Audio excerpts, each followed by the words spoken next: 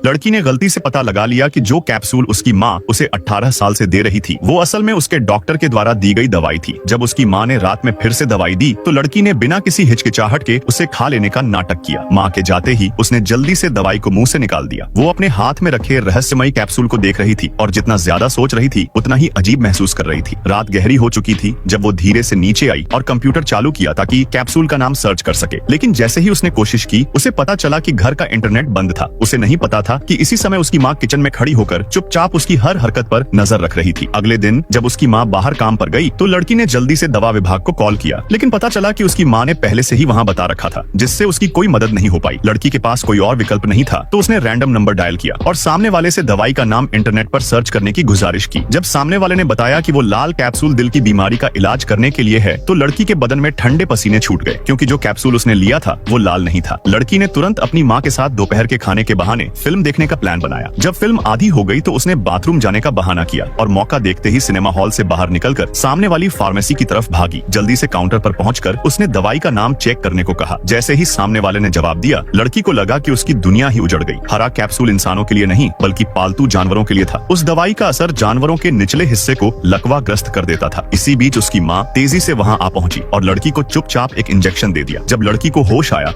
तो उसने टेबल पर खाना रखा देखा। वो तुरंत दरवाजा खोलने दौड़ी, लेकिन पाया कि दरवाजा बाहर से बंद था। जल्दी से चाबी उठाई और ताला खोलने की कोशिश की, लेकिन कुछ नहीं हुआ। उसे समझ आया कि दरवाजा बाहर से फंसा हुआ है। फिर उसने खिड़की खोली और बाहर झांका। उसने पहले खाना खाया ताकि थोड़ी ऊर्जा मिले, फिर मुंह में पानी भरा और अपने औजार लेकर खिड़की से बाहर निकल गई। धीरे धीरे रेंगते हुए वो अपनी माँ के कमरे तक पहुंची। पहले उसने सोल्डरिंग आयरन से कांच में छेद किया, फिर मुंह से पानी छिड़का जिससे कांच तुरंत टूट गया। लेकिन जैसे ही वो कमरे में घुसी, अचानक उसका अस्थमा भड़क उठा।